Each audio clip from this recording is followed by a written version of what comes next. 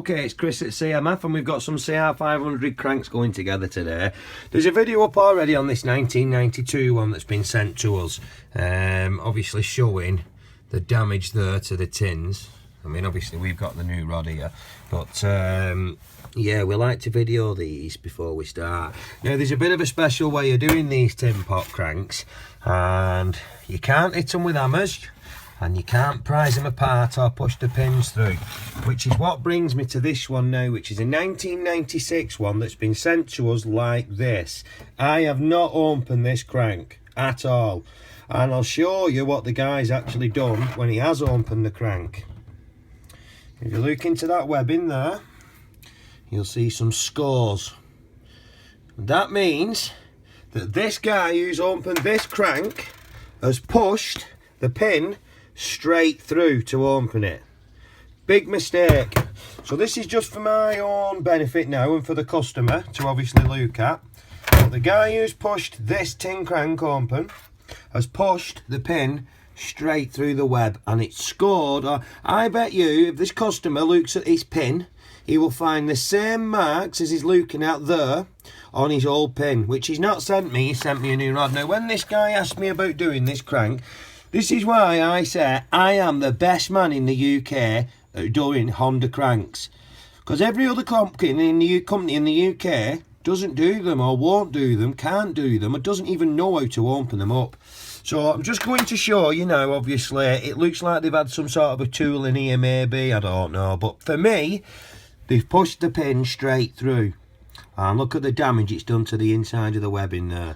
And the only thing I'm going to do with that is give it a little bit of a tidy up with some wet and dry sandpaper and some WD-40, and it's not me who's opened this crank, so I am not responsible. Now obviously I'm going to show you around the tins.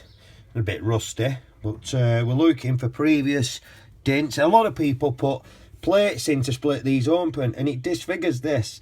There's only one way of opening these, and I'm never going to let the secret out, and it ain't an angle grinder, by the way. So yeah, just show you around the tins now before obviously we go and push this together. I mean, obviously we're going to clean these up for him, but it doesn't look like there's any previous hammer rash. I mean, obviously with a copper hammer, usually with a solid steel crank, i.e. not a 125, 250 or 500 Honda, any other crank is solid steel.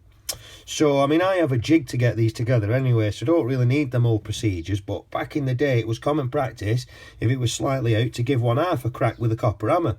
The only thing that's going to damage is a copper hammer. These are completely different. Like I said, they have what they call the tin style coating around the outside. One bash with that with an hammer and that's KO'd. Like I said, we have a jig for putting these back together, but the same thing on opening these up. You can do damage just by squeezing them apart and pushing them apart if you don't know what you're doing, or you're used to doing other cranks, and maybe obviously that procedure works for them.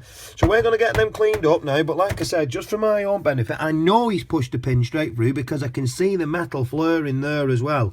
He's pushed that pin straight through that web. Now look at what damage it's done to the this is a CR500 crank. So yeah, 1996, customer supplied the Conrad. Let's have a look. Nice new Wasner. I like this sort of stuff. He's probably paid over odds. I'd have got him a lot cheaper, but never mind. These guys like to buy off eBay and pay over the odds. A bit silly, really. So that's the 1996 one that I have not opened, and I'm just covering myself there now and showing the customer that. And I bet you if he puts a picture of his pin up, it will show them marks. Like I said, with this one for Liam, we've had this for a while. It's just, I don't like pushing rods in until they're doing a build. There's no point having a brand new bearing sitting there not doing anything. So he's ready for building this now. But like I said, the last man who's had a go at this, I don't know what the hell this is here, whether it's some sort of truing up move or what. But look at the damage to the tin there. There's nothing I can or will do about that. That'll just be having a quick polish up, and obviously having a new Conrad again, like we've supplied.